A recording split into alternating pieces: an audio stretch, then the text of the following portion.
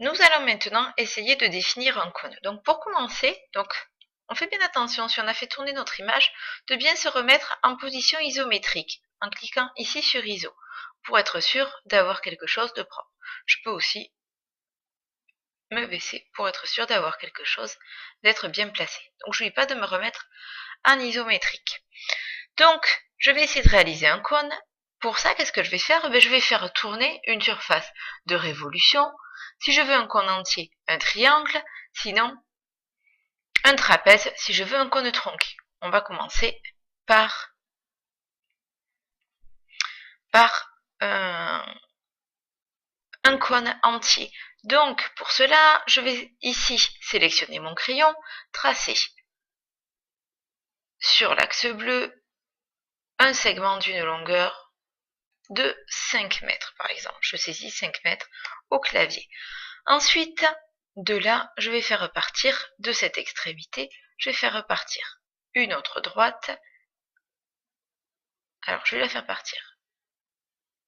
Et je vais la bloquer à l'aide des flèches de la flèche de droite pour me déplacer uniquement sur l'axe rouge et d'une longueur de 5 mètres aussi.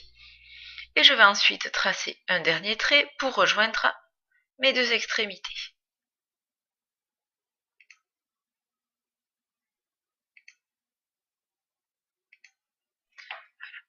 J'ai donc mes trois traits, ma surface est alors créée. Il me reste alors maintenant à définir ma surface autour de laquelle je vais faire tourner ce triangle. Donc pour cela, comment je fais? Je trace un cercle.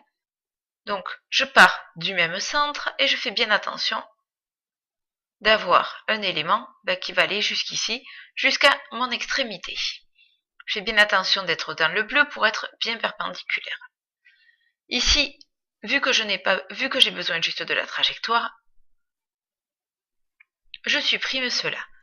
Et pareil, avec la fonction suivez-moi, je vais venir déplacer ma surface. En cliquant directement sur ma trajectoire, je peux me permettre de faire un demi-cercle ou un cercle entier. Et j'obtiens ainsi, je peux obtenir par exemple un demi-cône ou un cône entier. Ici, je vais faire un cône entier. Et me voilà donc avec un cône parfait.